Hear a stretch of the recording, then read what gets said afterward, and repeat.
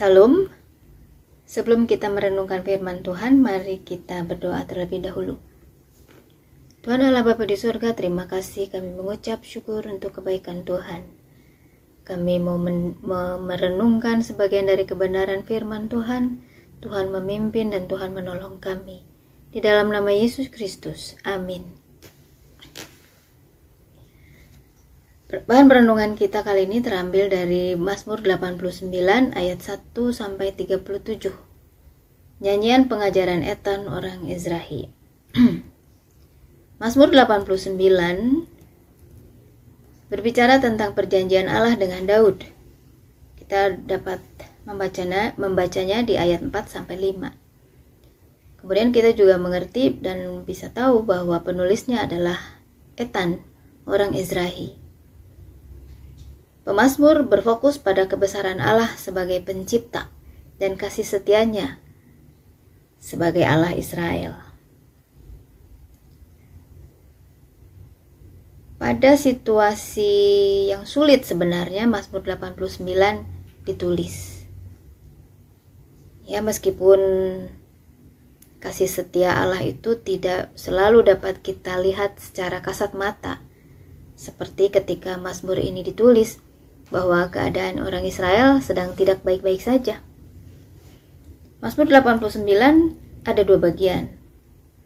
Mazmur 1 sampai 37 yang merupakan bahan perenungan kita kali ini merupakan menyatakan betapa Tuhan sangat setia kepada Daud.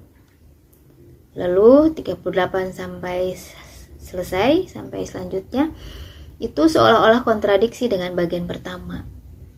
Merupakan sebuah ratapan mengapa keturunan Daud tidak mengalami hal-hal kejayaan seperti pada masa zaman Daud. Bapak Ibu Saudara yang dikasihi Tuhan, tanggal 1 Januari kemarin saya main ke daerah Bukit Pegunungan di daerah Ubud. Kemudian tanggal 2 Januari saya main ke beberapa pantai yang ada di Bali. Ada banyak pantai. Saya memperhatikan turis-turis baik domestik maupun asing. Mereka tampak antusias dan bahagia, termasuk saya.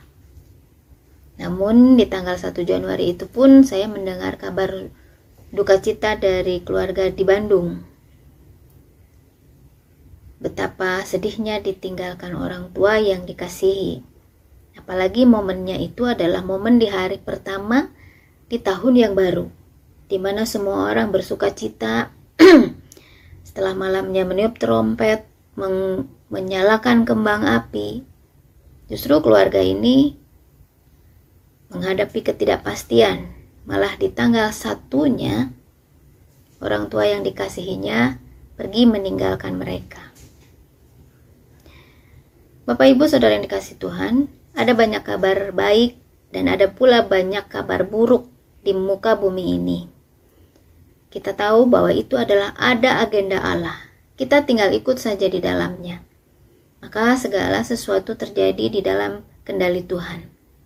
Maka baik buruk atau baik keadaan kita yang kita hadapi, kita mampu bersyukur dan menyanyikan kasih setia Tuhan. Kita semua menantikan janji Tuhan digenapi dalam hidup kita, bukan? Tapi kita seringkali memahami salah bagaimana sebenarnya janji Tuhan itu bisa dinyatakan di dalam hidup kita. Maka banyak orang terus mempertanyakan di mana penggenapan janjinya yang tertulis di Alkitab. Karena nyatanya hidup terus begitu saja, terus begini saja.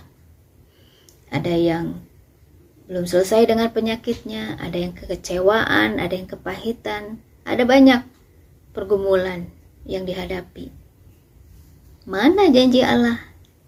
Apakah Anda juga mempertanyakan hal yang sama?